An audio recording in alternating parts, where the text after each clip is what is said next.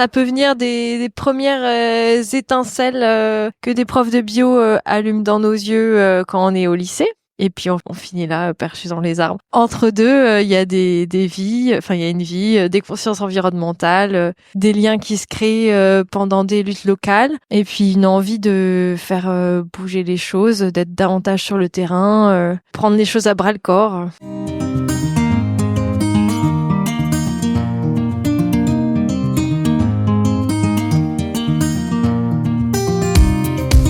Bienvenue sur Aujourd'hui Écrivons Demain, le podcast Feel Good qui met en lumière les acteurs du nouveau monde et vous redonne espoir. Comme vous, ils en ont marre de ce monde déshumanisé qui marche sur la tête et ne tourne plus rond. Rêvant d'un monde meilleur, ils bousculent les codes et sortent des sentiers battus. Ils proposent des alternatives innovantes, de nouveaux paradigmes ou remettent au goût du jour des savoirs ancestraux. Ils osent s'affranchir du regard des autres et font bouger les lignes pour construire demain. Ils œuvrent pour la préservation du vivant et le bien de l'humanité. J'ai à cœur de vous partager toutes les initiatives qui vont dans le bon sens, parce que nous sommes le changement que nous voulons voir dans le monde. Tous les lundis, je vous invite à découvrir l'histoire de l'un de ces humains engagés et conscients. Je m'appelle Katia Krabbe, je suis la fondatrice de Redaxil et j'aide les entrepreneurs humanistes à gagner en visibilité sur le web en réalisant leurs portraits. Vous avez envie de soutenir le podcast ? Abonnez-vous, mettez 5 étoiles, partagez-le et retrouvez-nous sur les réseaux. Vous souhaitez contribuer au développement du podcast ? Participez librement et en conscience à la cagnotte Tipeee que j'ai créée. Vous trouverez tous les liens dans le descriptif. Et en attendant, bonne écoute!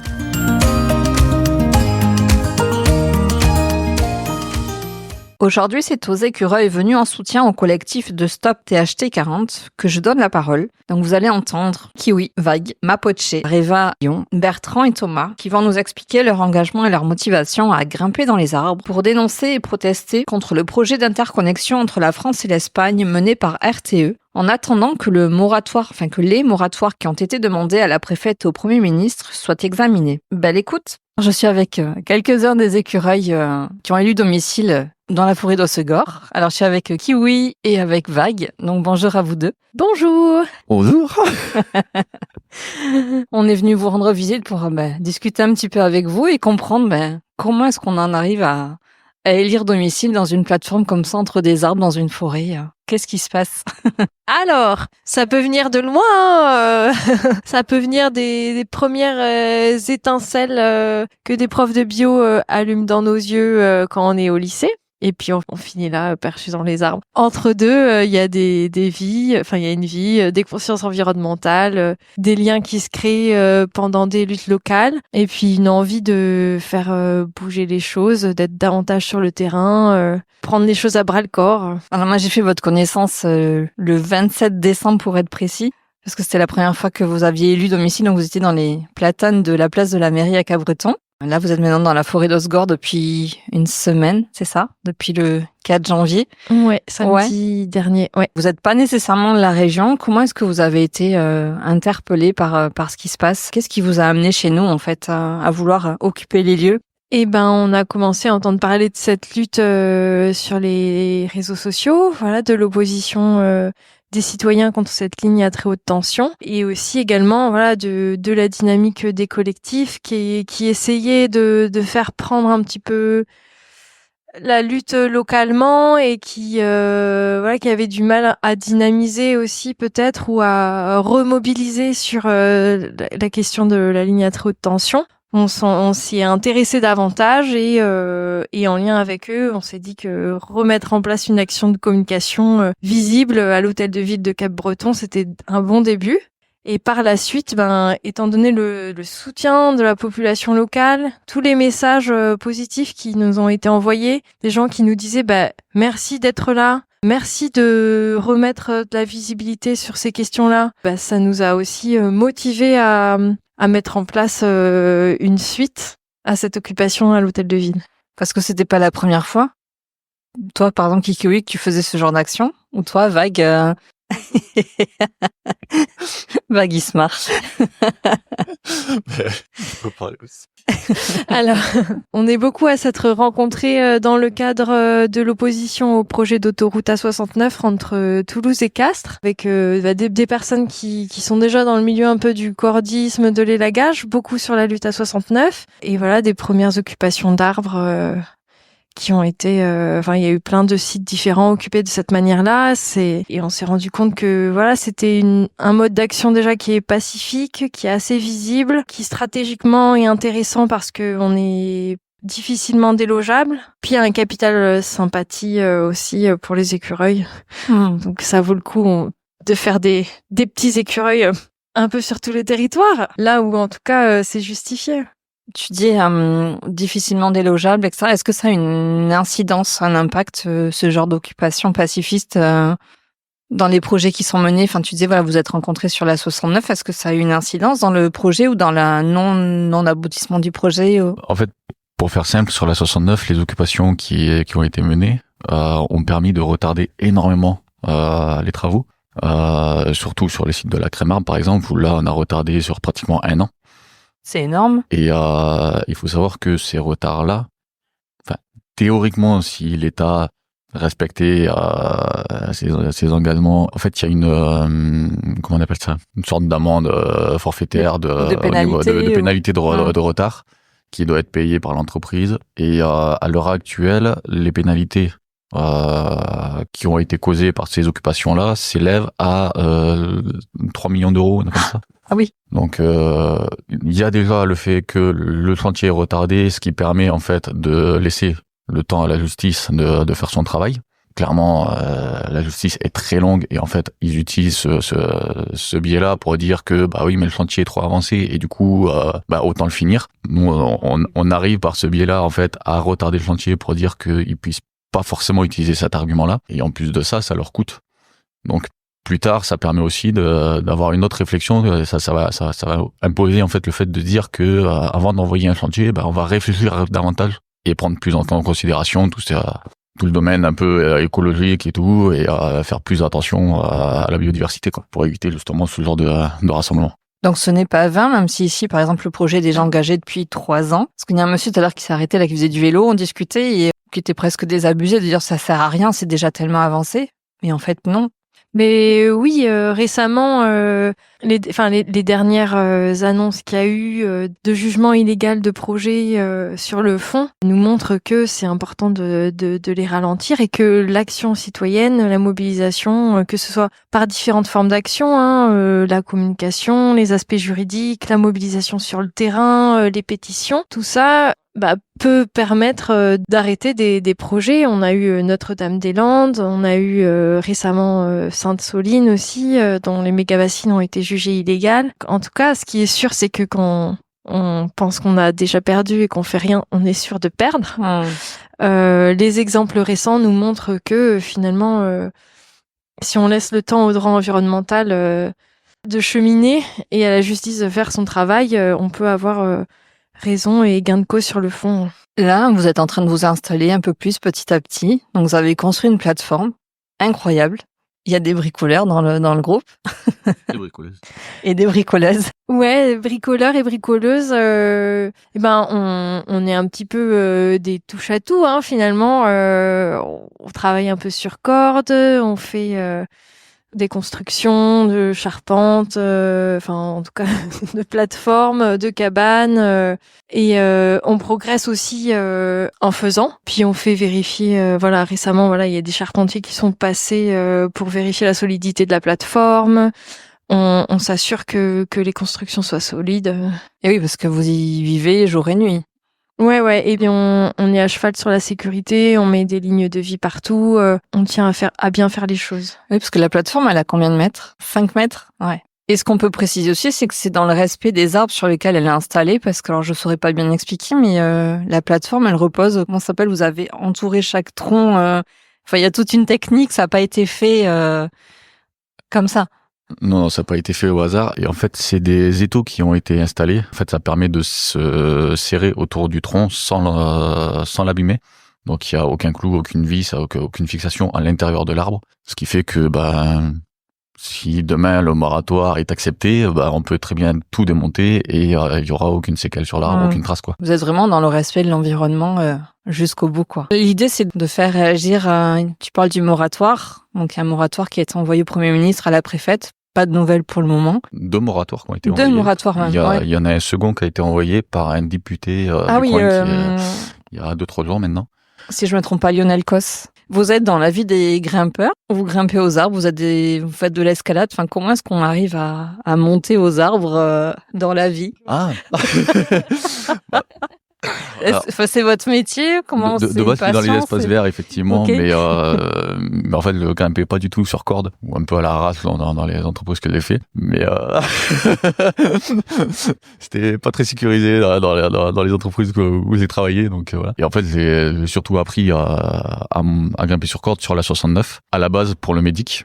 Parce que j'étais sur ce mouvement-là en tant que médic à la base, puis c'est un peu dévié en écureuil, mais voilà. Mais c'est surtout sur la 69 qu'on a appris, ouais. D'où les écureuils, parce que vous passez d'arbre en arbre. Pourquoi d'ailleurs les écureuils? D'où ça vient? J'imagine pour le capital sympathie de ces petites bestioles. Oui, on est aussi des défenseurs du vivant, donc ça fait sens de se faire porte-parole de la biodiversité. Est-ce que vous avez une connexion particulière avec les arbres?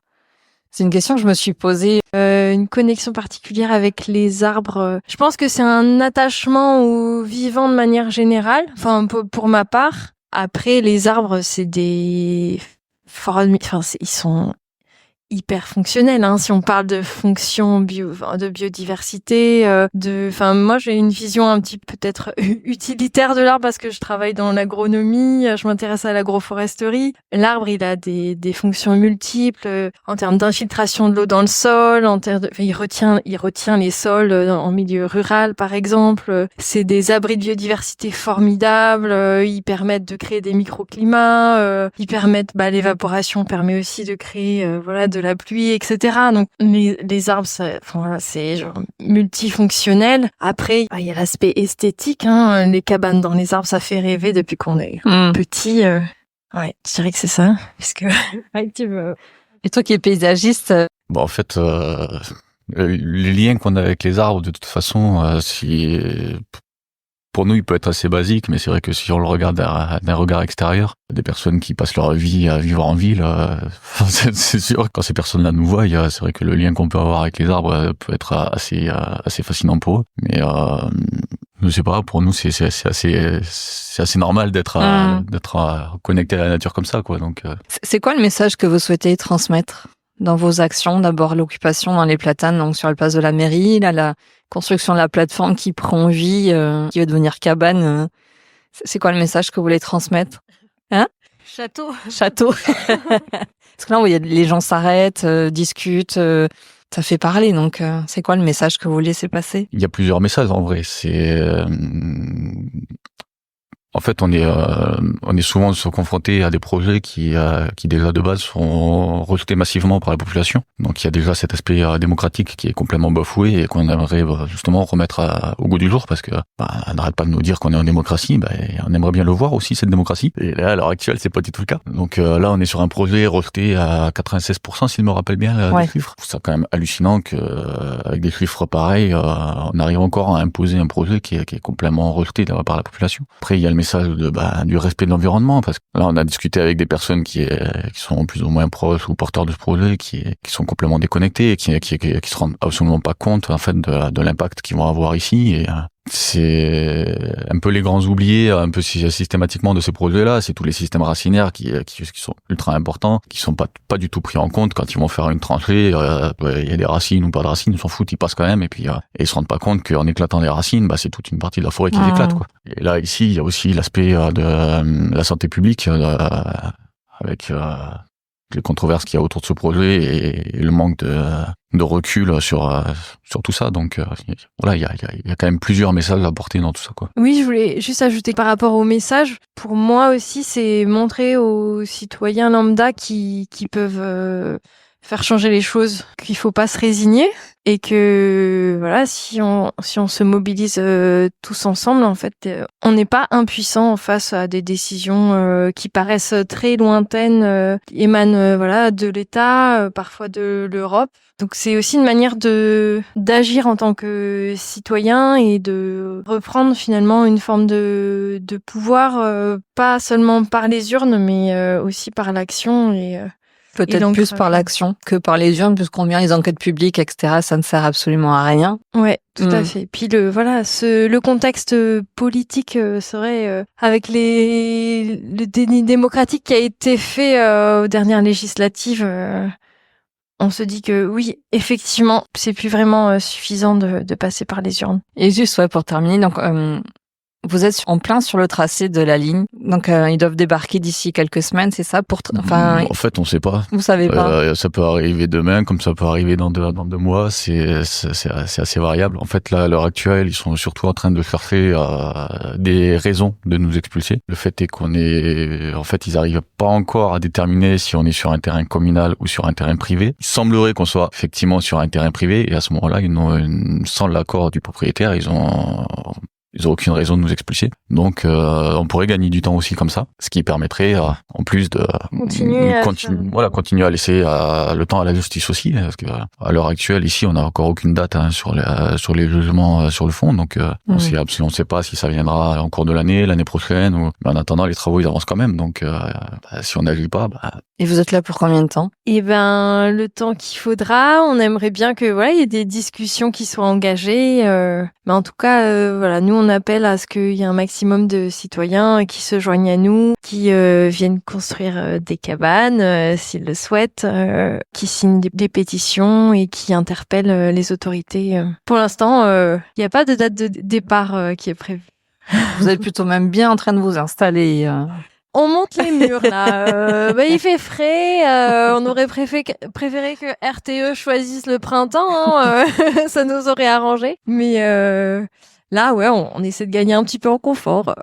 Mais comment faites-vous pour tenir ? Parce que là, quand même, moi, je vous ai ce matin, ça a gelé. Il doit faire 3 degrés. Comment on arrive à tenir le coup ? a priori, il faisait moins que ça. Même moins que ça. Ça tournait entre du -2 et du 1 degré. Waouh.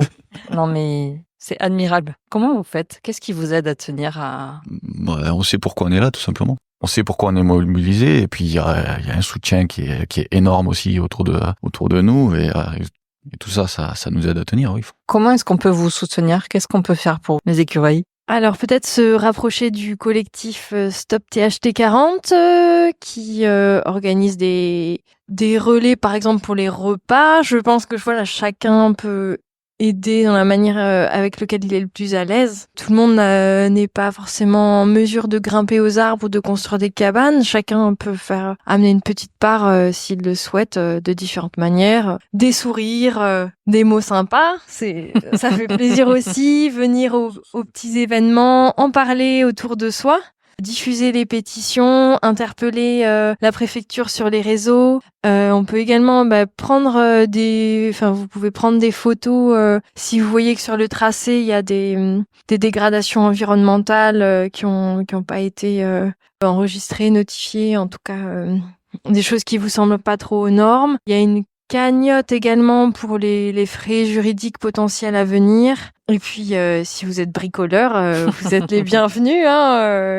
On peut monter des petites cabanes insolites. Vous avez embauché Béné ce matin pour planter des clous. Ouais, toutes les bonnes volontés, les sourires, la chaleur et la bienvenue.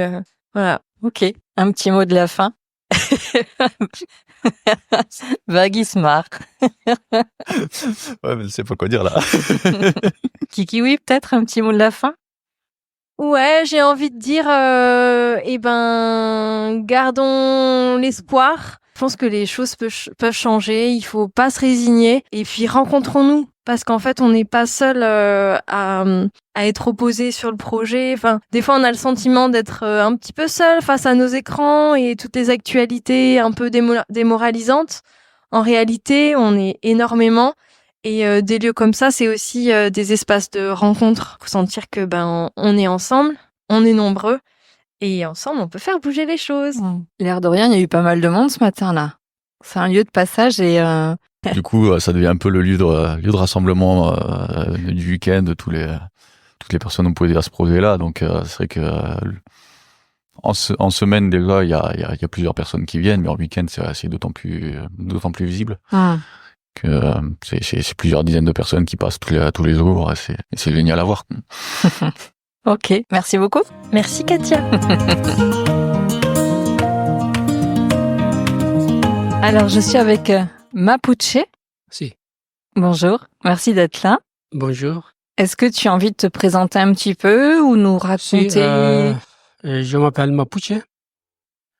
Origine kurde, turque. Deuxième famille argentine, Patagonia. Mapuche, peuple Mapuche. 10 ans dans la lutte écologie sociale pour la protéger l'écosystème, toutes les forêts D'accord. mondiales. L'Amazone aussi. 7 ans, peut-être 8 ans, France et Amérique du Sud, la Patagonia, Amazon, toute la communauté indigène et spécialement le Mapuche parce que deuxième famille, la Mapuche. Mon ex est Mapuche. Et aujourd'hui, ici, projet TNT, c'est lutte nouvelle. Tu es là depuis le début, depuis l'occupation des platanes à la mairie à Cabreton. Si. Depuis le Si, début, tu es là. Exactement. Tous les jours, Ouais. toutes les nuits. Ouais, si, toutes les nuits. Waouh. Quel engagement. J'ai pas compris. Tu es engagé, tu es présent tous les jours, Si, tous les toutes les nuits depuis Exactement. le début. Si. Ouais, motivé. Motivé, toujours. Qu'est-ce qui te motive à être là Parce que avec nous? C'est le cœur, l'écosystème, engagé l'écosystème. C'est important. C'est le protéger toujours. Tu es celui qui est le plus haut dans les arbres. Si, exactement. Parce qu'il y a une plateforme et au-dessus de la plateforme. Plateforme est de plus haut. Plus haut. Plus haut. Autre petite plateforme, porte-neige. Tu es à combien de mètres? Peut-être 15-16 mètres. 15-16 mètres de hauteur. Si. Tu n'as pas le vertige? Ouais. Parce que c'est pas nouvelle. Beaucoup d'années, c'est comme ça. Ça fait longtemps que tu grimpes dans les arbres? 10 ans. Ça fait 10 ans. Si. Pourquoi? Pourquoi? Parce que l'écosystème est mal. Toutes les forêts mondiales, déforestation, les projets mines, ailleurs, beaucoup de projets méchants. Les problèmes d'industrie. Industrie, par respect écosystème. Toujours la projet, déforestation, écosystème total. Pas seul les arbres, pas seul les rivières, pas seul les animaux, pas seul humains. Totalement, dialectiquement, c'est engagé face à face. C'est ça, c'est protéger. C'est obligé de protéger l'écosystème. Par exemple, mon famille, la Mapuche. Oui. Philosophiquement, c'est la cosmovision. C'est idéal, cosmovision. Cosmovision, un peu spirituel, totalement spirituel, pardon. Le respect. Toujours respect tout cet écosystème. Et la défense, protéger aussi. Toujours. C'est en toi, en vous, dans votre peuple, de protéger le vivant dans son ensemble. Si. Les humains, les animaux, les arbres. Exactement. Quand tu parles d'écosystème, c'est ça, c'est l'ensemble. Pourquoi c'est important pour toi de monter dans les arbres? C'est quoi ton message pour la défense? Et stratégie. Et aussi la stratégie de défense. Par terre, rapidement, parce que expulser rapidement. Mais stratégiquement, les arbres, pas facile. Ah ben non, mais pour aller te chercher à 15 mètres de hauteur. Et aussi le contact les arbres, c'est philosophiquement, c'est le contact, l'énergie, c'est énergie. Tu le ressens? Si. Parce que j'ai posé la question à tes collègues, quelle était leur connexion avec les arbres? Exactement. Toi, comment tu expliques cette connexion? Tu parles d'énergie. Énergie, la cosmovision. C'est la idée, la Mapuche. Énergie, cosmovision, contact, cosmovision. Parce que les arbres, tous écosystèmes, c'est premier contact de la Terre, il y a aussi dessus le total écosystème, énergie totale. Oui, tu veux dire, il y a une connexion cosmo-tellurique entre le Exactement. ciel et la terre. Si, Et les arbres permettent ça. exactement. Donc tu es connecté à la terre et au ciel. Si. Oui, il y a une dimension spirituelle. C'est ça, spirituel, c'est ça. Oui. Ok. Est-ce que tu as un message à transmettre? Le message, le projet, tous ici, par exemple, la forêt, c'est le projet arrivé, construit, le système racinier. Oui. Système racinier. Direct attaque le système racinier. Et le système racinier, le cassé, tout ce arbre, mal, tombé. Oui, Possible. c'est ce qu'on disait avec Vague. En fait, quand les arbres sont détruits, arrachés, Ouais. c'est tout le système racinaire Exact. qui est détruit, mais c'est pas seulement les arbres qui ont été arrachés, qui sont abîmés, c'est tout le système des arbres autour Ouais. qui sont impactés. Exactement. Parce qu'on sait toute la communication qu'il y a Si, entre eux au si, niveau du mycélium et si. c'est ça. C'est comme une contamination. C'est une arbre cassé, tombé, tout ce arbre contaminé. C'est mal. Et oui. Mais c'est le projet, par respect, c'est comme ça. C'est obligé, industrie. Le projet, énergie, merde, c'est ça. C'est un business. Oui. Finalement, le business. Pas respect humain, pas respect animaux, pas respect les arbres, l'écosystème. C'est ça. Donc c'est votre manière de dire non, que vous n'êtes pas d'accord. Pas d'accord. Tu veux nous parler un peu plus de Mapuche en Amérique du Sud, Si. du combat, de ce qui se passe là-bas en ce moment, Exactement. en quelques mots? C'est de mon famille et aussi mon famille, la région de la Patagonie, Puelmapu. Puelmapu, la langue mapuche. La région, il s'appelle les régions Puelmapu, un territoire mapuche. C'est ça. Mon famille, 2 ans, une forêt antique. Il s'appelle Alerce, Parc national Alerce. Officiellement, Parc national Alerce. Mais Mapuche, il est dit Futalefkan. Futalefkan, c'est l'emu, la forêt. Il s'appelle Futalefkan. Total forêt, Futalefkan, région. Contrôle immobilier, problème. Beaucoup d'années avant, c'est beaucoup de sociétés, c'est des sociétés, puis sociétés aussi personnes, c'est le vent de la terre, la forêt aussi, mais illégal. Normalement, c'est parc Alerce national, parc Alerce, protégé UNESCO. Oui, protégé par l'UNESCO. UNESCO, aussi. Parce qu'antique, natif, tous sur l'arbre natif. Et aussi, avec humain, avec Mapuche, protégé aussi. Mais l'État par respect. Le droit, par exemple, il est dit ancien, les protéger, les indigènes, et avec l'écosystème. Il y a des peuples indigènes qui vivent dans ce parc dont tu nous parles. Le droit, il est dit, par exemple, Constitution d'Argentine, il est dit, respect indigène, tout l'écosystème. Mais seulement c'est écrire. La réalité, par respect. Et aussi, c'est une nouvelle présidente Milei, il est arrivé. Première attaque, c'est le droit, le protéger des indigènes. Changer. Il a dit, dégage. C'est parce que lui, par respect. Et après, attaque des communautés mapuche, mon famille. Il a dit, occupation illégale, dégage. Il dit, illégal, tout, pas moi. Historiquement, c'est le mapuche territorial. Toujours. Toujours manipulation de médias aussi. Il a dit, les terroristes, pas mapuche, c'est les 5 familles. 5 familles. Mapuche, c'est le nom d'une communauté? C'est le nom d'une famille? C'est le nom d'un peuple? D'accord. Peuple mapuche, peuple.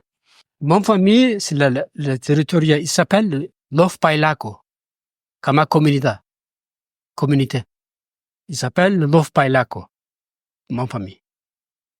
Parce que beaucoup de communautés mapuche. D'accord. Mon famille, Lof Pailaco. Autre mapuche aussi. 5 familles. 5 familles. il a dit à l'État, allez rapidement, dégage. L'année dernière, 9 janvier, il a dit, juge, officiellement, il a dit, la limite est 9 janvier. Après, expulsé. Mon famille, un jour avant, ils sont partis. Ils sont partis montagne dans la forêt. Tous animaux avec, partis. Parce que une provocation, un massacre. Massacre. Parce que beaucoup d'armes, cela arrivait avec le président de l'intérieur argentin. Elle est très facho, très anti-mapuche. Et beaucoup d'armes, machines, les choses, comme le show. Et bulldozer, tous les ruka, la mapuche, la maison, ruka. Tous ruka détruits. Le bulldozer, tous détruits. Mais, le message, le contact de ma famille, il a dit, maintenant, calme, la montagne est bien cachée, la forêt. Tu disais ta famille est en sécurité, Ouais. en forêt, Ouais. en montagne, Si. c'est ça? Bien contact, il a dit, calme, bien, tous famille, bien. Mais, quelques jours après, il a bien regardé, après retour. Retour encore construit, encore défense. C'est ça. J'ai appris que tu allais mettre un drapeau des Mapuche Si. sur la plateforme. Ah aussi, le message. On va conclure spécial, là-dessus, Parce que ouais. détruit le Ruka, Mapuche, le bandera Mapuche, c'est détruit, et Le bandera drapeau. argentine. Oui, le comme ça. drapeau argentin a été mis en remplacement. Ouais, c'est ça. Et maintenant, symboliquement, la solidarité, ici, le bandera Mapuche, là, haut dessus. C'est ça que tu étais en train de préparer? Ouais, après. Tu étais en train de couper des petites branches. Qu'est-ce que tu faisais Ah si, tout à l'heure pour la sécurité, la corde. pour la sécurité? Parce que toujours bordel. Par exemple, expulsé rapidement, c'est obligé. D'accord. Tu veux ajouter quelque chose? Ça lutte pas locale, la lutte mondiale. C'est pas toujours, par exemple, TNT, pas toujours à 69 à Toulouse, pas ailleurs Tu étais là-bas aussi? aussi. Ouais. La lutte mondiale, toujours la solidarité internationale. Ben, merci d'être là. Ouais. À bientôt. Bientôt. Merci.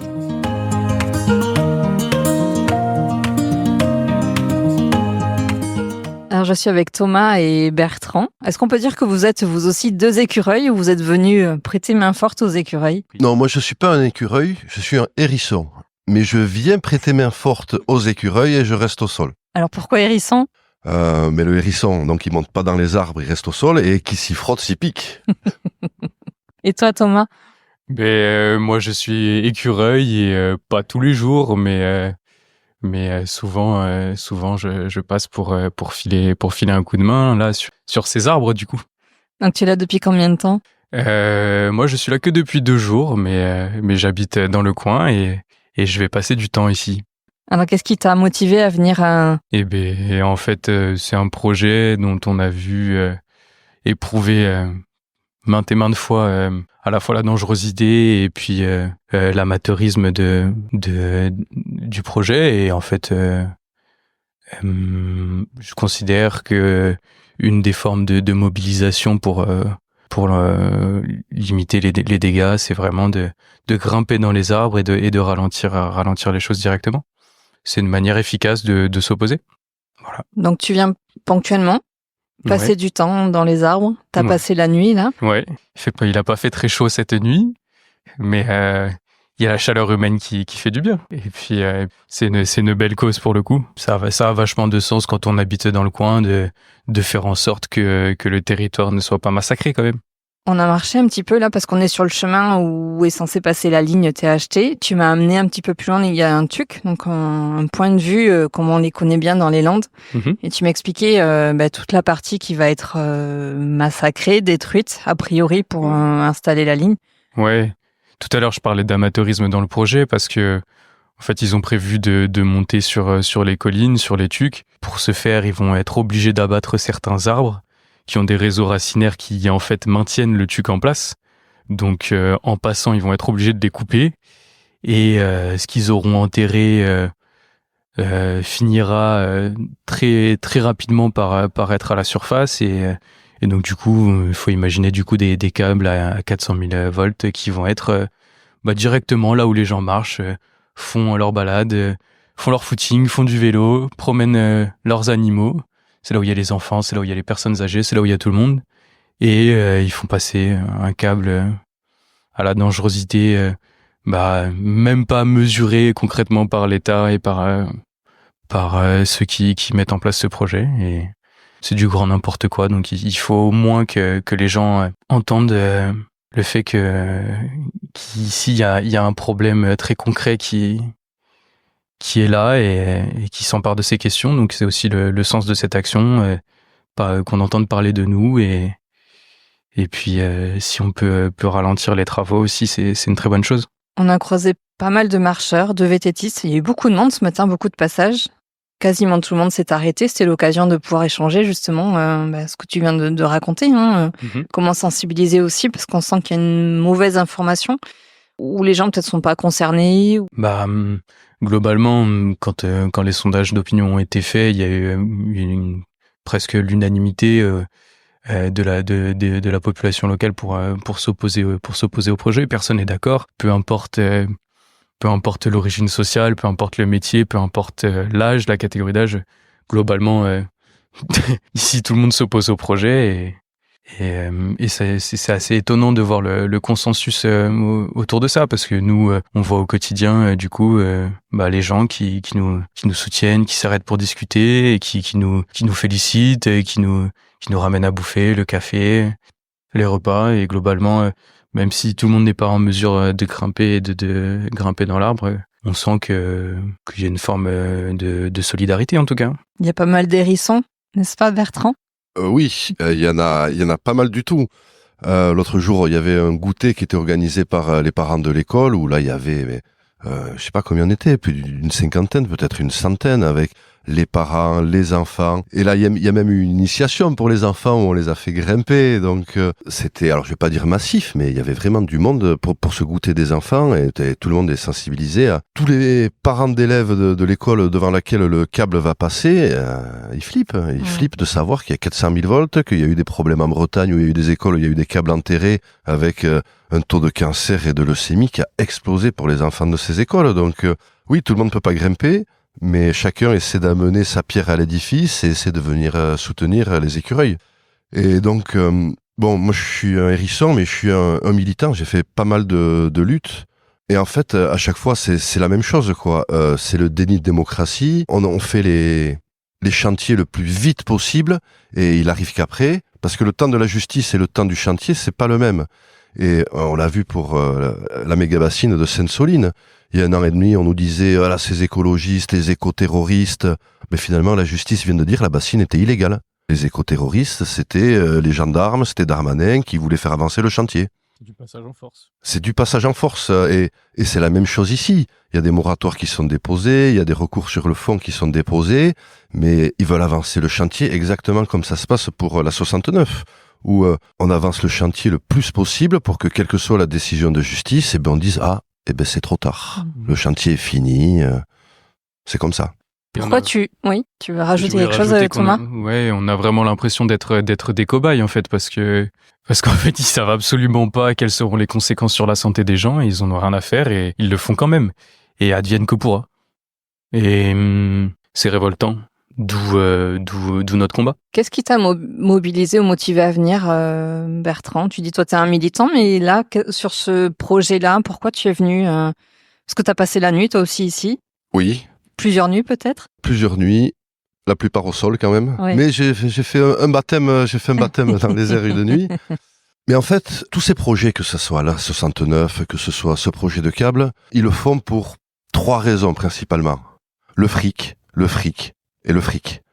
En fait, cette interconnexion électrique, elle va pas rendre service aux populations. elle va servir aux grands groupes pour spéculer sur la vente d'énergie. EDF pourra vendre de l'électricité nucléaire qu'elle a en surplus à l'Espagne. L'Espagne, s'il a un peu de surplus d'électricité verte, mais en fait, c'est juste pour la spéculation. Il y a quasiment pas d'échange. La France, elle consomme quasiment toute l'électricité qu'elle produit, et pareil pour l'Espagne. Donc en fait, ce projet, ça va juste permettre de spéculer, et à ces grands groupes, ces grandes multinationales, donc j'ai pas retenu le nom de la multinationale espagnole, EDF, ça va leur permettre de faire du fric. Et au détriment des populations, de la biodiversité. Et c'est tout le temps la même chose. C'est la même chose sur la 69. En fait, j'ai rencontré les écureuils sur la 69 parce que j'y suis allé plusieurs fois. Tu y étais. Ouais, Oui, vous y étiez tous les deux là-bas. Donc... Oui. Oui. Et là, c'est la même chose. On va avoir une autoroute qui va longer une route nationale. Et c'est juste pour faire circuler les camions de Pierre Fabre, une multinationale qui a besoin d'exporter ses produits. Et c'est toujours ça la raison. C'est jamais le bien-être des populations, c'est toujours le fric. Tu es là combien de temps, toi? J'essaie de venir comme je peux là depuis que les écureuils sont installés. Là, je viens très souvent, presque tous les jours là en ce moment. Ça leur fait plaisir, je pense, qu'il y ait du soutien, qu'il y ait du monde au sol, et puis bon, ça leur fait des bras pour aider à ce qu'il y a à faire ici. Ça me permet d'accueillir les gens qui viennent, Oui, je te qui disais cherchent en des renseignements. plaisantant que tu allais mettre un point info parce que tu avais installé une table, du café, et les gens Mais s'arrêtent. c'est ça, et les Les gens vététistes s'arrêtent posent et on le vélo, discute même. Ouais, ouais. il y a des vététistes qui s'arrêtent. On discute. Et là même, il y a une personne là qui vient très régulièrement. Bon, elle est pas foncièrement de notre côté. Mais là, il est arrivé avec ses amis.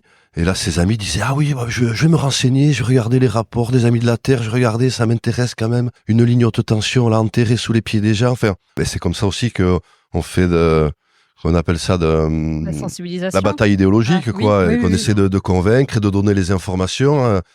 Parce que RTE et les politiques, ils essaient de cacher tout ça sous le tapis, quoi. On l'a vu, là, il y avait les vœux de la mairie d'Osgore, donc il y a des élus qui ont été interpellés. Mais ils veulent surtout pas qu'on parle de ça, ils ont rien à dire, ils s'en fichent complètement, quoi. Ils méprisent la population.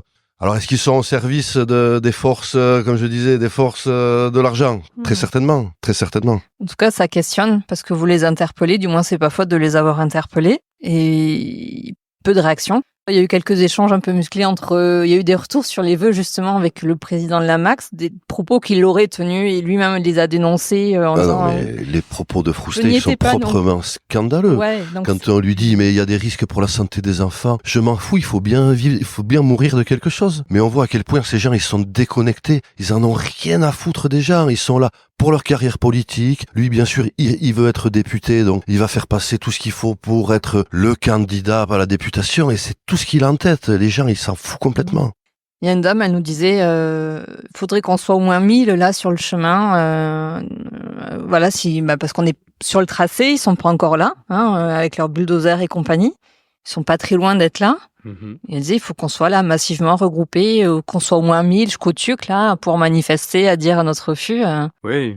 Mais en fait, ce qui était rigolo, c'est que en fait les gens qui passent ici, c'est ce que je disais tout à l'heure, ils ont tous les âges et tout milieu social. Donc on voit bien que ce sont des populations, des gens qui habitent ici, qui ont des belles maisons, qui ont pas l'habitude des luttes et qui sont pas du camp, qui sont pas clairement pas à gauche en fait.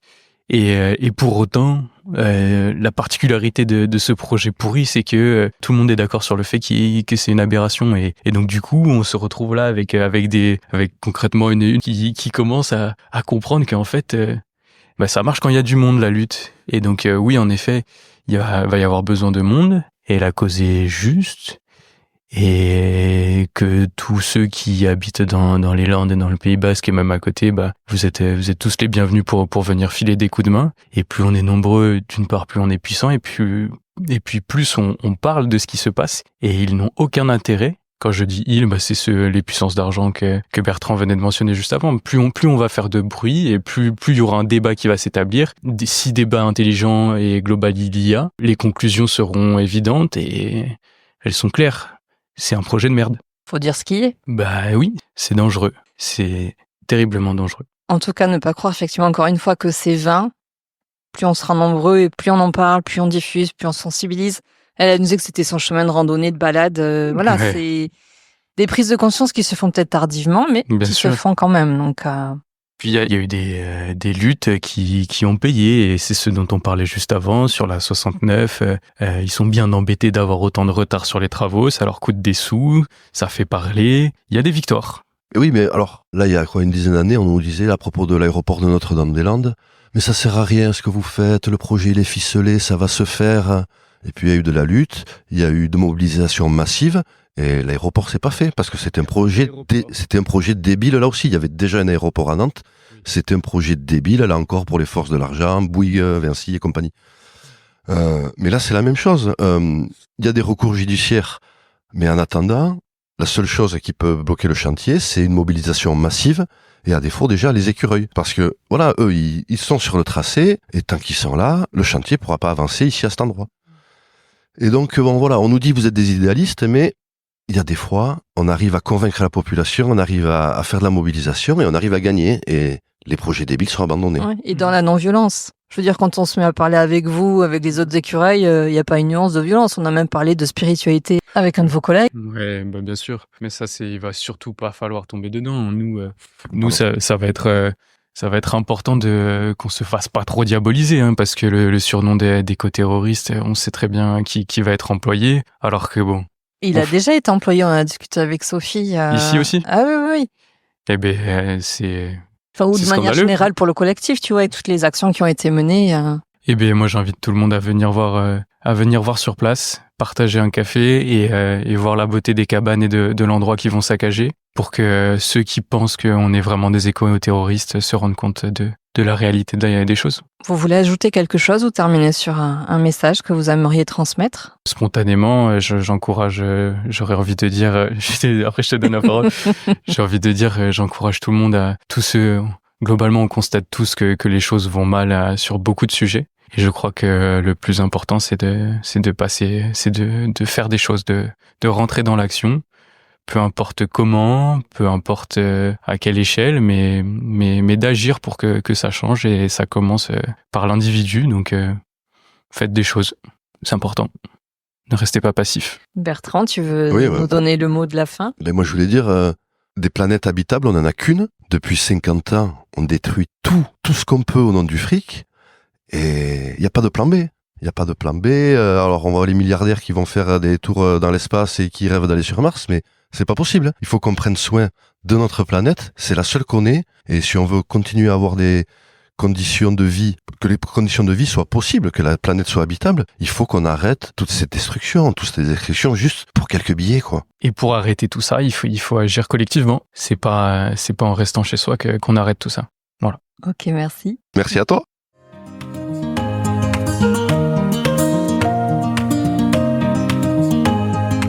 Il y a quelques jours, je suis venue interviewer quelques écureuils, donc dans la forêt d'Osgore.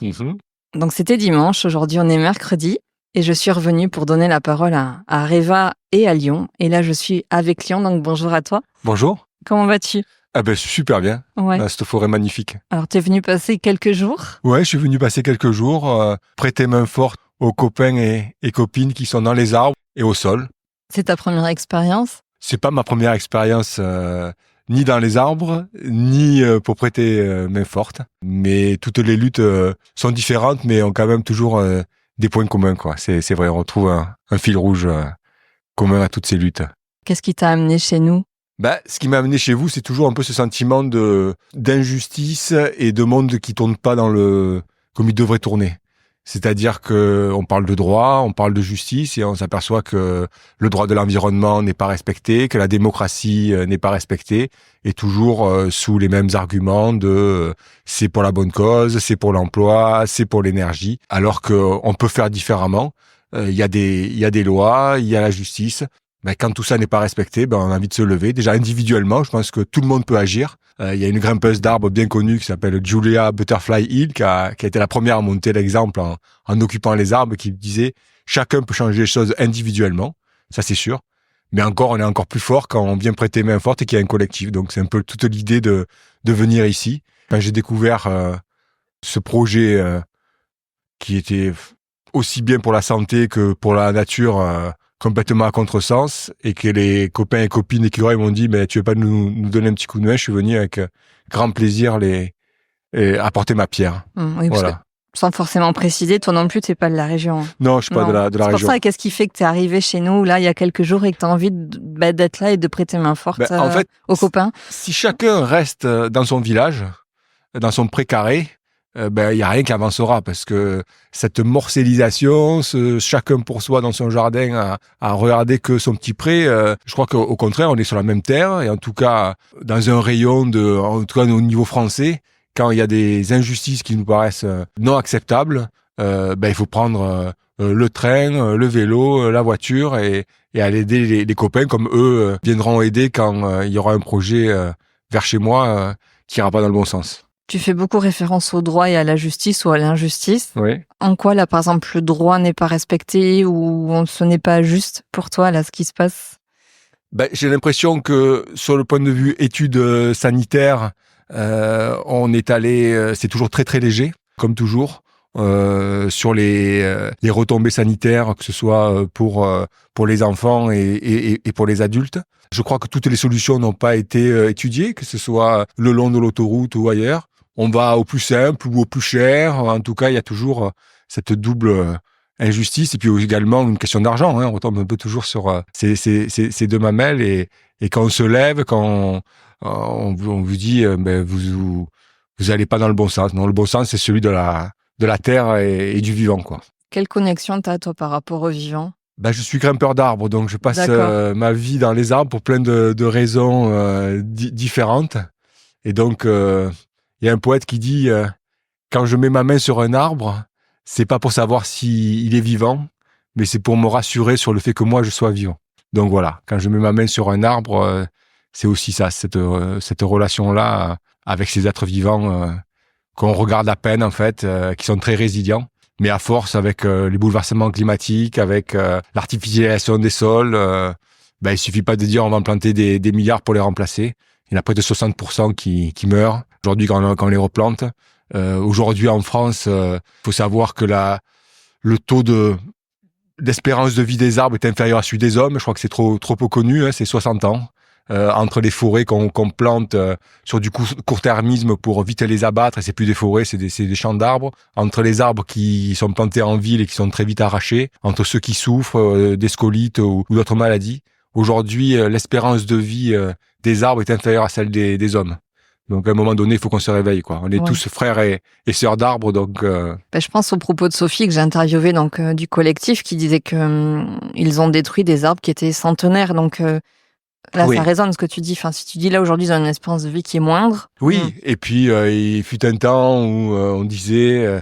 Ouais, mais les vieux arbres, ils stockent plus du carbone, ils poussent plus, autant les couper en poussant et en faire pousser des jeunes. Et on sait très bien aujourd'hui que c'est faux, qu'un arbre continue toujours à grandir, toujours à stocker. On l'espère, sauf quand ils dépérissent. Et donc il faut prêter une grande attention à nos forêts en France et puis ailleurs de manière globale. C'est aussi la manière dont on consomme, ça il faut jamais l'oublier.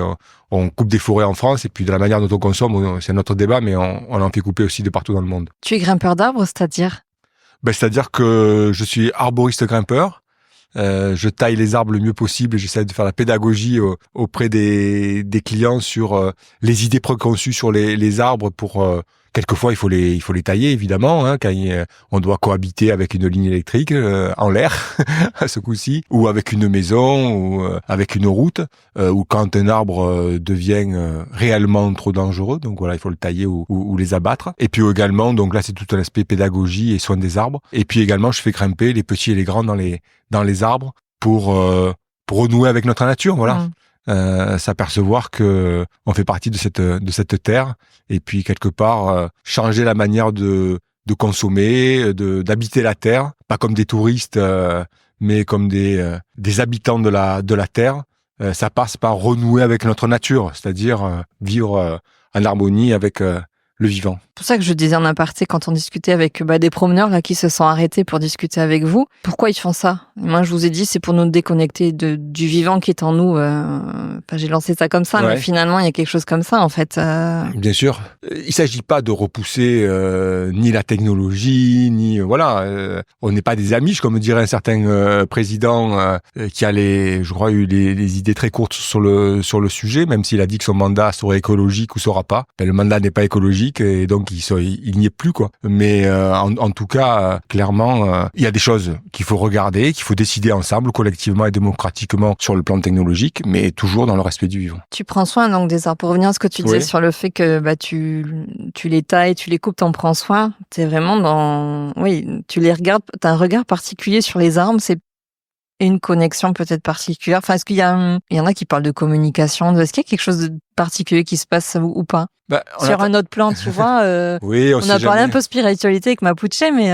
Mais c'est sûr, d'une manière ou d'une autre, dans tous les cas, les arbres communiquent. Alors on revient certains reviennent un peu sur les dernières découvertes, sur les derniers livres, mais dans tous les cas, les arbres communiquent et font preuve d'une certaine intelligence, qui est différente de la nôtre, mais en fait on n'est pas très différents. Il y a 1,5 milliard d'années, en fait nos chemins ont divergé en termes d'évolution, mais on a encore 30% de gènes en commun avec les arbres. Ça, il faut pas l'oublier. Et en fait, ces connexions-là, moi, je les ressens en permanence. Juste pour une petite histoire, il y a un client qui m'appelle que je connaissais pas, qui me dit bon, j'ai un magnifique marronnier dans mon jardin, je comprends pas. Je crois qu'il est en train de dépérir. Est-ce que vous pouvez venir voir? Donc quelques jours après, je vais voir ce client, un vieux monsieur, et puis un magnifique marronnier, pas dépérissant, mais on sentait qu'il végétait, on va dire, qui n'était pas dans sa pleine puissance, même s'il était impressionnant par sa taille. Et donc, je commence par faire le diagnostic avec lui, je fais le tour de l'arbre, on aura toujours le système racinaire, hein. Là, on peut en parler du système racinaire, parce qu'en creusant une tranchée au pied des arbres, on sait très bien que tous les arbres de part en part vont mourir, donc je lui demande, est-ce que vous avez fait une tranchée? Non. Est-ce que vous avez changé le système d'arrosage? Non. Est-ce que vous avez rajouté des remblais qui peuvent entraîner le perte d'oxygénation des racines? Non. Vous n'avez pas fait de travaux? Non. Vous n'avez pas taillé l'arbre? Je recule, je vois pas de grosses plaies. Vous n'avez pas remarqué des papillons, des insectes? Il me dit non. Je commence à être un peu dubitatif. Je dis écoutez, je vais grimper dans l'arbre. Je grimpe, je vois s'il n'y a pas des cavités un peu inquiétantes, des champignons qui seraient preuve de problématiques particulières. Non. Je monte tout en haut de l'arbre, je regarde un peu sa croissance et on arrive de manière apicale en haut de l'arbre à regarder sur les dernières années un peu sa croissance. Donc je compte entre les différents nœuds un peu la croissance. Donc 1 an, 2 ans, 3 ans, je remonte jusqu'à 6 ans où là il y a une croissance minimale de 1 millimètre, 2 millimètres. Je fais le calcul par rapport à l'époque en disant est-ce que c'était pas une année de canicule il y a 6 ans? Est-ce qu'il n'y a pas eu un épisode de neige trop lourd? Non. Je redescends, un peu dubitatif. Je lui dis, mais écoutez, non, je sais pas, je vais vous dire. Mais il s'est pas passé quelque chose il y a 6 ans. Et là, le monsieur fond en larmes. Alors moi, j'ai les poils qui s'hérissent. Et je lui dis, excusez-moi. Et il me dit, mais en fait, ma femme était violoniste. C'était la maison de sa grand-mère. Et depuis l'âge de 3 ans, tous les jours de sa vie, elle a joué au violon au pied de cet arbre. Voilà. C'est pas une démonstration j'en ai les larmes scientifique, Waouh. mais c'est quelque chose qui touche et qui change le regard qu'on peut avoir sur les arbres. Waouh, quel bel exemple. Mais comment rebondir là? Non, mais comment rebondir? Comment rebondir, c'est que chacun doit être touché d'une manière ou d'une autre, que ce soit les plus petits, les plus grands ou les plus âgés. Les arbres, en fait, qui nous entourent, on a tous, en tout cas quand on a un certain âge, c'est un peu moins le cas aujourd'hui, parce que les jeunes aujourd'hui passent moins d'1 heure à l'extérieur. C'est-à-dire qu'ils passent moins de temps à l'extérieur que des prisonniers en incarcération dans la cour dans la cour.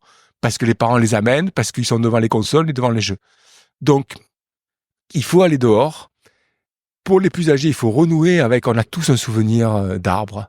Le doudou qu'on portait au pied de l'arbre, l'arbre fruitier dans lequel on montait chez les grands-parents, les scouts pour certains, les colonies de vacances pour d'autres. Aujourd'hui, c'est moins le cas, mais il faut créer ça aussi auprès des jeunes. Parce que si on veut agir de manière forte pour notre terre, en fait, il faut que tout le monde puisse se sentir concerné. Tout à l'heure, il y a une dame qui était avec ses 2 petits-enfants, je sais pas, 5 ans, 7 ans peut-être, enfin je sais pas. Le petit, il était en admiration. Reva était en haut. Il le quittait pas des yeux. Puis là, c'est une cabane géante, en fait. Eh bien sûr. Quand on est gosse, on rêve Ah tous de ouais. faire des cabanes dans les arbres, mais quand on a un appartement, on fait les cabanes dans les chambres. Ouais, il y a un truc aussi qui se passe avec les gamins, là, quand ils voient cette cabane, et puis ça les interpelle. Eh ben oui, ça les interpelle. C'est un rêve d'enfant, mais qui peut être vécu encore quand on est grand. La preuve, c'est qu'on grimpe avec, avec plaisir pour les défendre. Oui, oui, c'est des rêves d'enfant. Et puis, c'est bien de les émouvoir. Moi, je me rappelle toujours, je me revois sur les bancs de l'école, regarder par la fenêtre et voir un élagueur passer dans un platane, pour aller le tailler.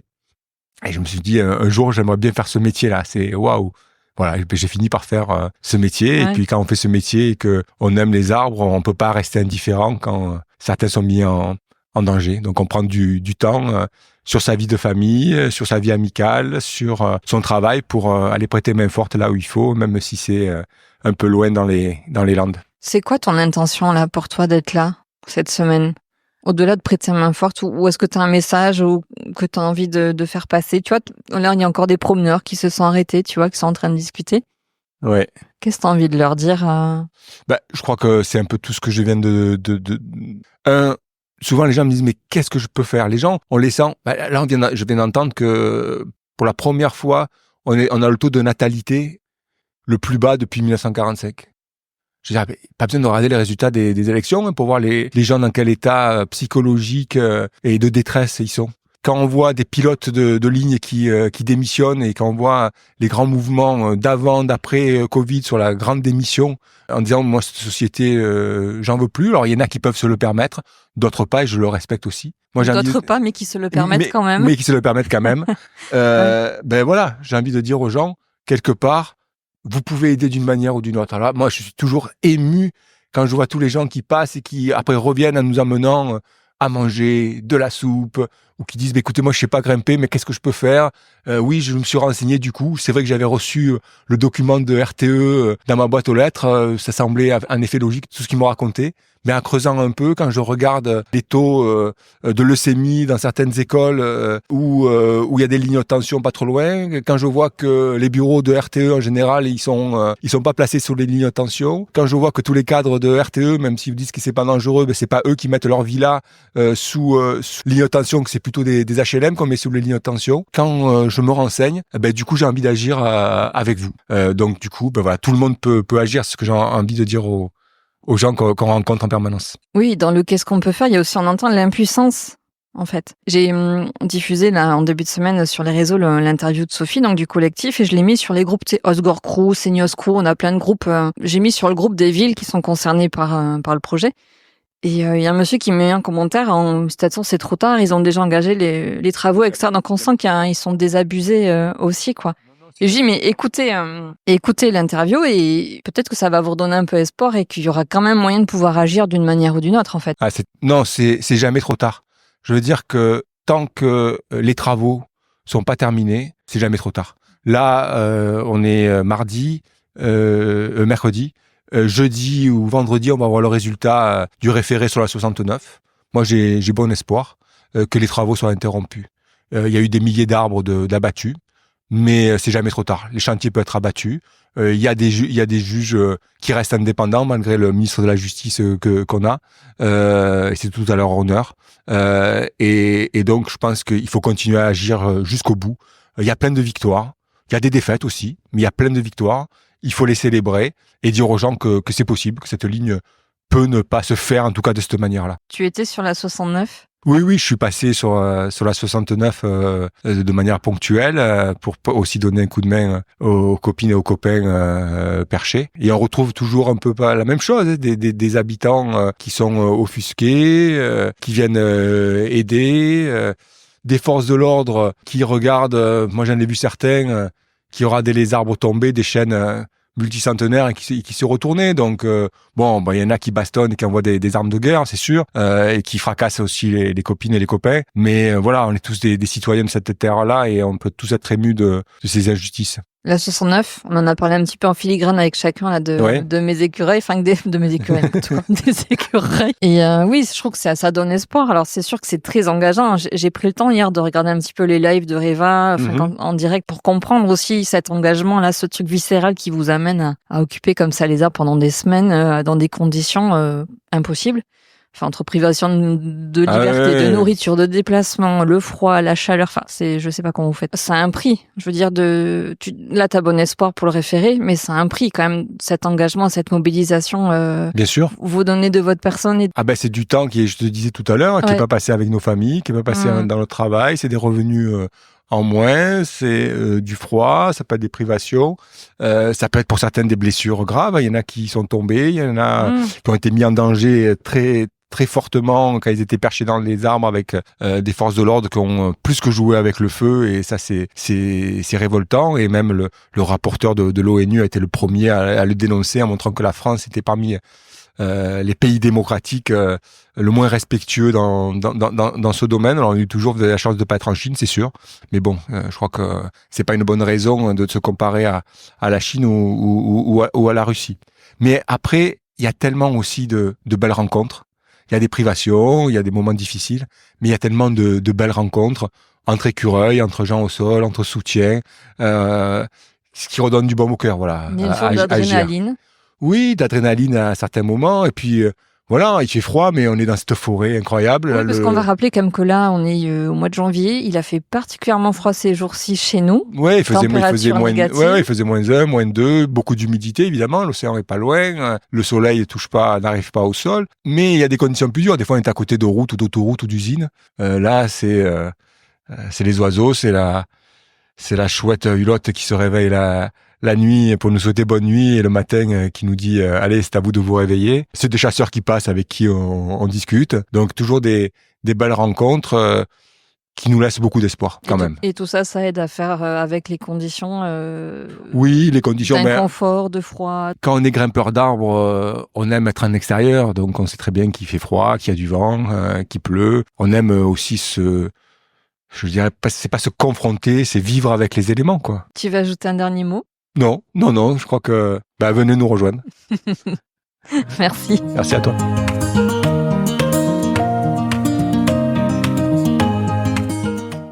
Je termine avec Réva, qui était en train de m'expliquer, ce qu'on a discuté un petit peu en off, des choix de leur emplacement, de la plateforme. Peut-être est-ce qu'on peut démarrer là-dessus?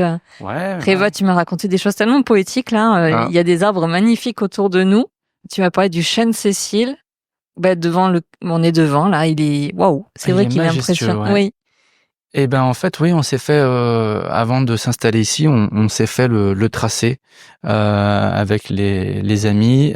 Donc depuis la route d'un côté jusqu'à la dalle de béton de l'autre, on a parcouru cette forêt en regardant déjà d'un point de vue technique les configurations au niveau des implantations des arbres, les diamètres, s'ils étaient sains ou pas, quel type d'essence. Et on avait plusieurs options. Et là, une fois qu'on avait ces options qui s'offraient à nous, on a cherché l'endroit où on se sentait le plus accueilli et où l'énergie était la plus agréable. Et on est tous tombés d'accord que c'était ici qu'il fallait s'implanter, parce qu'on a ce très beau chêne ici là qui a un port très particulier, qui est complètement recouvert de mousse. Il y a plein de petites fougères qui poussent dessus, plein de bois morts qu'on imagine à quel point ça doit abriter de la vie. En tout cas, déjà rien que sa présence est apaisante et rassurante. Et voilà, c'est une pièce entre guillemets, c'est un élément précieux dans une forêt du feuillu, parce qu'il y a beaucoup trop de pins dans le secteur, et c'est magnifique les arbres, mais les feuillus, une forêt naturelle, c'est 2/3 de feuillus. C'est pas trop ce qui se passe dans les Landes. Malheureusement, on a trop laissé les feuillus de côté. Et donc là, on a celui-là, on a un chêne liège plus bas qui est plus proche de nos installations, pareil, qui semble porter un paquet d'années. Tu veux qu'on s'en rapproche parce que tu voulais qu'on enregistre près de lui. Bien sûr. Et ce chêne de liège, on le voit tous les jours. Au petit matin, première lueur du jour, il vient se faire arroser de soleil, et c'est vraiment une poésie de chaque instant. On est heureux de la partager depuis notre plateforme dans les arbres. On a fait, il y a un jour là, il y a le peuple Mapuche, donc en Chili, Argentine, qui est un peuple natif de cette région, qui se fait malheureusement malmener, bousculer, et ils essaient de s'accaparer leurs terres. Et Mapuche, qui était avec nous, a été très affecté par ça, et par solidarité, Du coup, on a hissé un drapeau au-dessus de notre plateforme et on s'est aussi tous recueillis autour de ce chêne liège et on a juste envoyé notre plus belle énergie par le vivant, pour le vivant. Et c'était pour moi un des meilleurs moments parce que c'était la cohésion, c'était l'union, c'était la solidarité, c'était quelque chose de beau et d'immatériel et de très puissant. Moi, ça reste jusque-là un de mes instants les plus précieux et j'y repense de temps en temps. En tout cas, à chaque fois que je le vois, ça c'est sûr. Et voilà, il a quelque chose aussi comme l'autre, de très rassurant. Et on a, je sais pas les autres, mais moi j'ai vraiment le sentiment il fait partie de ces gardiens de la forêt et que, voilà, moi il me rassure, il m'apaise et il me conte un peu de la poésie de la forêt. Donc, ça me fait beaucoup de bien de le contempler et d'être si proche, de vivre avec lui quelque part. Et parce que je te demandais aussi, est-ce que tu as l'impression qu'il vous protège? Alors on est dans une dimension, mais dans ce que ça peut dégager, tu vois, en termes d'énergie, tu dis tout le sentiment d'apaisement que tu as aussi à ses côtés. C'est vrai je n'y avais pas fait attention jusque-là, mais quand on le regarde vraiment, traverse là le chemin sur lequel on est. Il forme une arche. Oui. Il y a quelque chose de magique, je trouve, en fait, à le regarder de près. On a presque envie de s'incliner, honnêtement, sans exagérer, de s'incliner devant lui en passant, parce que cet endroit, c'est le sien, qu'il partage autant qu'on l'aimerait. Et moi, j'ai le sentiment qu'il nous accueille et qu'il nous protège. Pour moi, c'est un des gardiens de la forêt. Et voilà, on sait très bien que si il passait, conditionnait la ligne ici, il serait voué à tomber quelques années plus tard. Donc on est là aussi pour prendre soin de lui comme il prend soin de son environnement à sa façon. T'es un spécialiste des arbres, toi aussi? Non, je suis pas spécialiste. Je suis spécialiste de rien. Je connais quelques trucs dans plein de domaines et c'est assez pour partager la magie des arbres et du vivant. Voilà, je connais aussi les nœuds. Ils servent aussi à la navigation. Donc je peux te dire par exemple comment me retrouve là. Oui, vas-y, raconte-nous. Du coup, depuis que je suis enfant, je me sens profondément blessé par beaucoup de choses de ce monde, que ce soit l'éclairage public, que ce soit le bruit, la pollution, que ce soit olfactive, visuelle, auditive, et l'égoïsme des gens. J'imagine depuis que je suis enfant un monde bien plus harmonieux et je crois sincèrement que c'est possible, mais je me sens étouffé et donc je me suis dit j'ai toujours voulu être explorateur et donc je me suis dit il y a pas le choix, c'est trop ancré en nous, on est trop dépendant de ce système-là, cette façon de consommer, de penser, et du coup je me suis dit j'ai qu'à monter quelque chose parce que je suis assez moteur, j'aime bien monter des projets. Donc je me dis je vais monter une société et puis j'en vivrai et puis je me tirerai d'ici et c'est ce que j'ai fait à 31 ans. Je suis parti, donc j'ai monté une société de bricolage qui est devenue une société d'hommes à tout faire. Donc je disais oui à tout, j'apprenais plein de choses, c'était passionnant. Et puis on s'est spécialisé sur la partie jardin, puis formé sur ce qui est élagage et grimpe d'arbres et voilà, aujourd'hui la société là, ça fait quelques années qu'elle marche, que j'en vis sans être dedans et c'est une chance énorme, c'était mon objectif, donc je suis heureux de l'avoir atteint. En même temps que je suis parti, j'ai hissé les voiles, je me suis acheté un bateau et je me suis retrouvé sur l'Atlantique en solo et là j'ai eu des grandes révélations que j'attendais pas. Je voulais me reconnecter justement au vivant. J'ai toujours été fou amoureux de la nature, émerveillé par la nature, par les montagnes beaucoup, les glaciers, mais aussi par les arbres. Et là j'ai pris, c'est pas une claque parce que c'est beaucoup plus fort que ça, mais c'est beaucoup plus vertueux que ça. C'est vraiment comme si j'avais toujours vu avec des yeux qui étaient voilés. Et d'un seul coup, le voile s'est enlevé. Et c'était c'est parce que j'ai accepté qu'ils soient enlevés, mais je l'ai pas fait moi-même vraiment. Et j'ai accepté de voir les choses avec mes véritables yeux. Et d'un seul coup, j'ai découvert ce que j'appelle l'amour universel et qui est incarné dans tout élément vivant, chaque goutte d'eau, chaque rayon de soleil, donc évidemment les animaux, les insectes, les arbres, tout. Et nous aussi, on est des incarnations. À mon sens, c'est un point de vue, hein, mais j'ai vraiment perçu ça. Je l'ai pas seulement compris, je l'ai vécu intérieurement dans ma chair, dans mon cœur. Et du coup, waouh, je suis tombé des nues. Je m'attendais pas à ça. Et là, je me suis dit, ok, ce que je vis, c'est absolument incroyable. C'est beau, j'ai une chance folle. Mais il faut que je le partage. Une forme d'illumination ou Ouais. une forme d'éveil D'éveil. Ouais. Je pense que pourtant j'étais beaucoup en extérieur, j'essayais d'être quelqu'un de bon, j'étais proche de l'environnement, mais ça dépasse tout ça, c'est bien au-delà de tout ça. Et maintenant que je l'avais découvert, il fallait que je le communique et que je le partage. Et je me suis dit, voyant tout ce que je pouvais croiser comme pollution en mer, notamment. Et je me suis dit, ok, je poursuis un peu ma route et puis je vais faire, au bout d'un moment, je ferai demi-tour et je vais essayer de faire changer les choses comme je peux. Mais je peux pas ni garder ça pour moi, ni faire comme si il s'était rien passé ou non, c'est trop beau, fort, puissant pour pas le partager à d'autres. Donc voilà, je me suis dit, ok, je reviendrai un moment en France et je donnerai tout ce que je pourrais pour partager ça. Et je suis revenu plus vite que prévu. Et là, j'avoue que ça n'a pas été simple parce que les gens comprenaient pas. Ils comprenaient pas, ils pensaient que j'étais justement un illuminé. Mais dans le sens dans le sens négatif, terme. mais en effet, c'est illuminé, oui, parce que on découvre la lumière et que j'ai l'impression qu'on est dans quelque chose de très obscur quand on est dans ce monde consumériste et qu'on se met des œillères et que on manque de respiration et de lumière. Et donc voilà, j'essaie de le partager à mes proches qui pourtant sont d'un milieu croyant catholique, qui sont des gens que je trouve bons et qui sont dans une forme d'altruisme. Néanmoins, ils ne comprenaient pas ce que je leur disais. Et donc, du coup, finalement, je l'ai gardé un peu pour moi et je savais pas comment m'engager, quoi faire. J'ai essayé Sea Shepherd, ça a pas marché. J'ai essayé quelques associations, ONG, ça a pas marché. Et je me sentais très très mal parce que le pire quand on sait qu'il faut faire quelque chose, c'est de rien faire.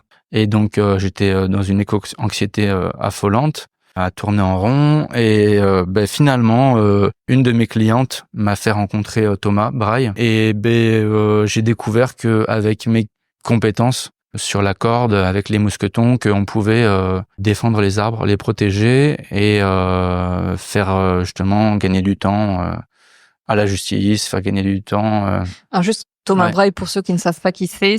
C'est le fondateur, Thomas Braille, c'est le fondateur du Groupe National de Surveillance des Arbres, qui est une association à but non lucratif qui essaye de protéger les arbres, surtout en milieu urbain, périurbain. Et ils font un travail honnêtement remarquable. Et grâce à Thomas, j'ai découvert ce moyen de... c'est une porte d'entrée en fait dans le militantisme parce que je connaissais personne qui militait spécialement. Je viens d'un milieu, je dois dire, où on pense surtout à son confort et où on se soucie pas trop de ce que les autres peuvent avoir ou ne pas avoir. Et je l'ai incarné ce milieu et j'en suis profondément meurtri en même temps que tout ce qui importe c'est de se réveiller et de converger. Et le terme de lutte, je l'aime pas trop, mais on peut dire que le combat, il est assez global et l'éveil, il doit se faire dans tous les domaines. Et oui, parce que depuis que je suis venue dimanche, il y a eu des améliorations, des modifications, et tu as noté des choses en fait sur la plateforme.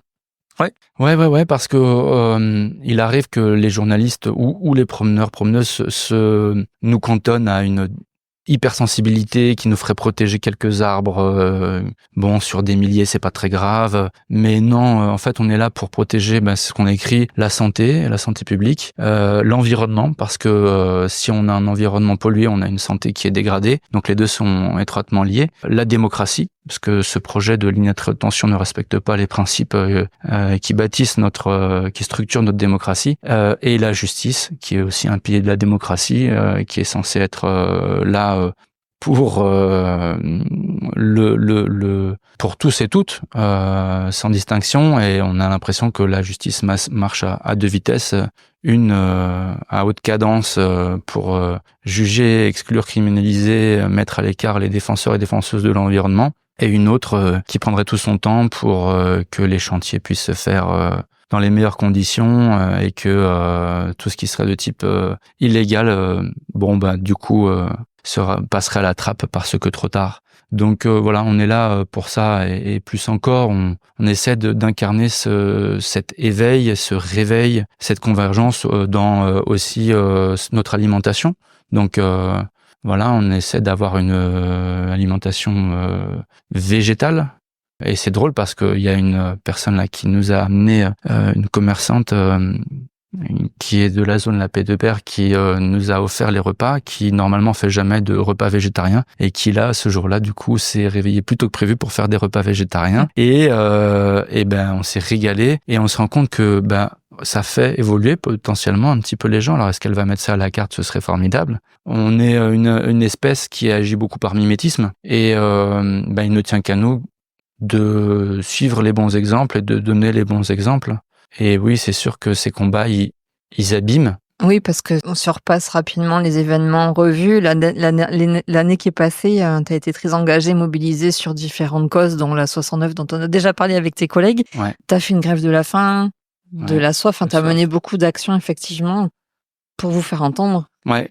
On essaie ça va loin. Oui, ça va très loin, et on y laisse quand même pas mal de plumes, en même temps qu'on est résilient. Et donc, si on s'inspire véritablement du vivant qu'on défend, on peut que rebondir. Il faut bien s'entourer, il faut savoir prendre du temps pour soi. Mais quand on a compris ces éléments-là, qu'on a compris à quel point c'était précieux, à quel point c'était urgent, on peut que y revenir systématiquement, et on est porté en fait tout simplement par l'amour. Il y a rien de c'est une belle conclusion à tout ce qu'on s'est dit, parce que je sais pas si j'ai interrogé tous tes collègues écureuils à savoir qu'est-ce qui fait que c'est viscéral, c'est quoi qui motive à monter dans les arbres et à passer là des jours et des nuits et des semaines dans le froid, dans l'inconfort, dans la privation. Enfin, c'est difficile quand même comme mobilisation. C'est difficile. Et la réponse, tu l'as là, en fait. Tu me la donnes là. Peut-être la question de l'amour inconditionnel. C'est exactement ça. et l'amour, c'est l'espoir. Et donc, on a chaque jour espoir que de nouvelles personnes comprennent, que de nouvelles personnes viennent, que de nouvelles personnes grimpent, que de nouvelles personnes soutiennent à sa façon. Et oui, c'est évidemment, à mon sens, l'amour et rien d'autre qui nous porte, qui nous motive, qui nous enivre. On a besoin de rien de plus. Je crois. Je sais pas. C'est probablement ce qui t'amène ici, non? Moi, ce qui m'a percuté, vraiment, c'est quand j'ai vu que les grimpeurs, les écureuils débarquaient sur Cabreton le 26 décembre. Moi, j'étais loin de ce projet, je le reconnais. Moi, je me suis réveillée tardivement pour ce projet-là. J'étais éveillée pour d'autres choses, et j'avais aussi, moi, d'autres combats, entre guillemets, à mener ces derniers temps pour moi perso. Et je crois aussi que ce qui a changé les choses, c'est que depuis 2 mois et demi maintenant, je travaille la terre, je suis ouvrière maraîchère. Ah, super. Et j'étais déjà j'étais déjà très connectée au vivant, mais là, je crois que ça a créé une dimension supplémentaire, et c'est comme si ça m'avait vraiment percuté de plein fouet, parce que je suis connectée au vivant 3/4 de la semaine. Ouais, ça a créé quelque chose de très particulier, je pense. Et de vous voir débarquer, je me suis dit, mais attends, mais là, il se passe quelque chose, et il me semble qu'on devrait effectivement se mobiliser beaucoup plus en nombre, parce que ce que je disais à ton collègue là, à Lyon, c'est que pour moi, il y a ce genre de projet, ça vient nous déconnecter du vivant qui est en nous, en fait. Complètement.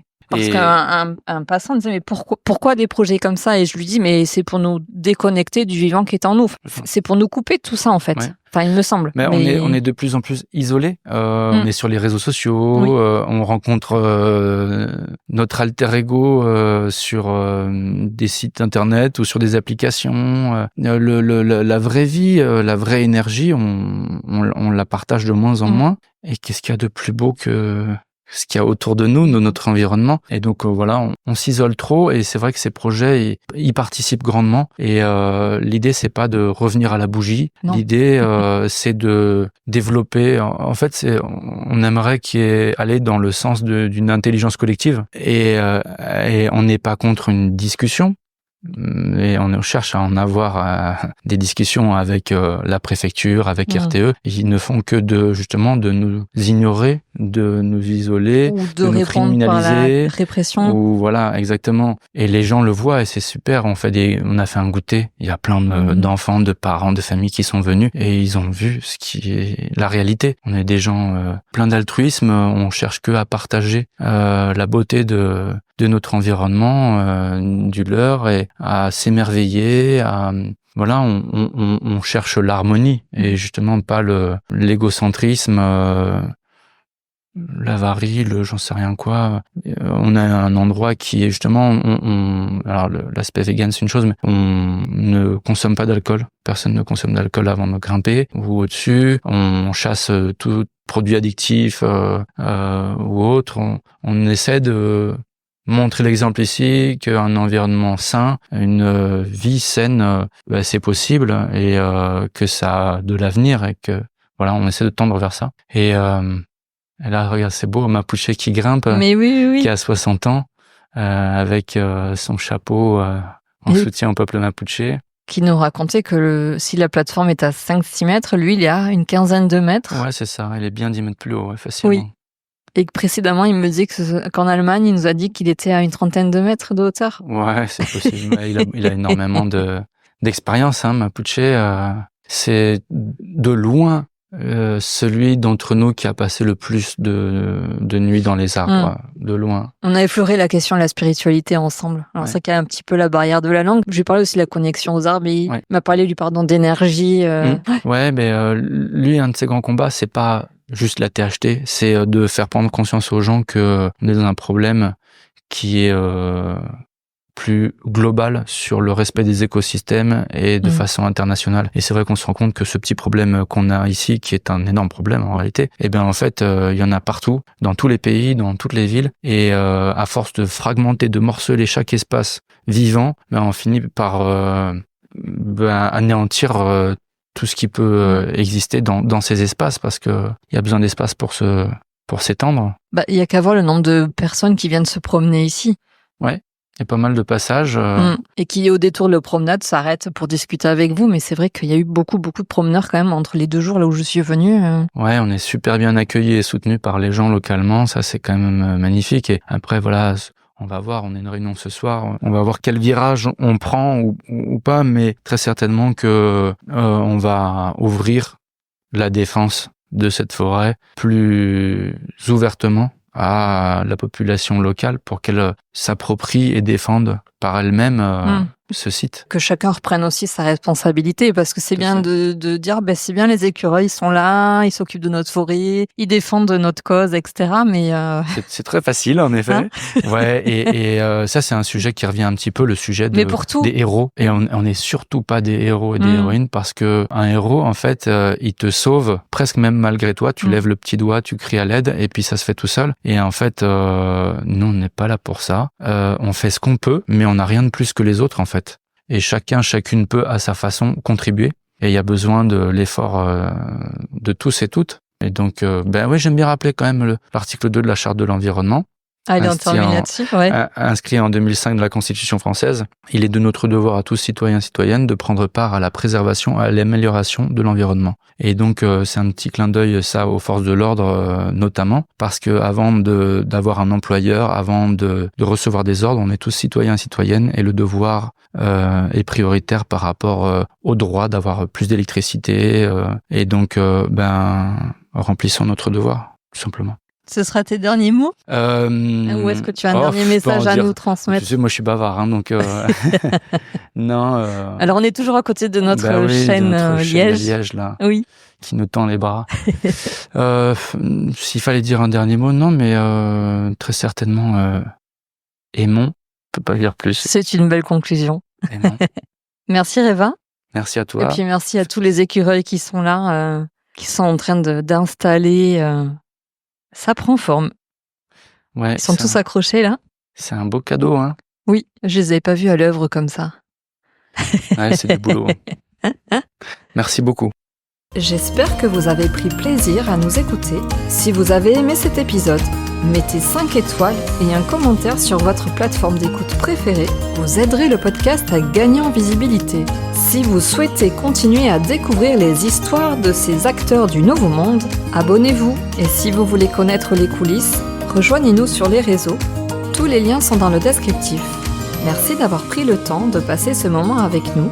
Je vous dis à très vite pour un nouveau témoignage d'une belle âme.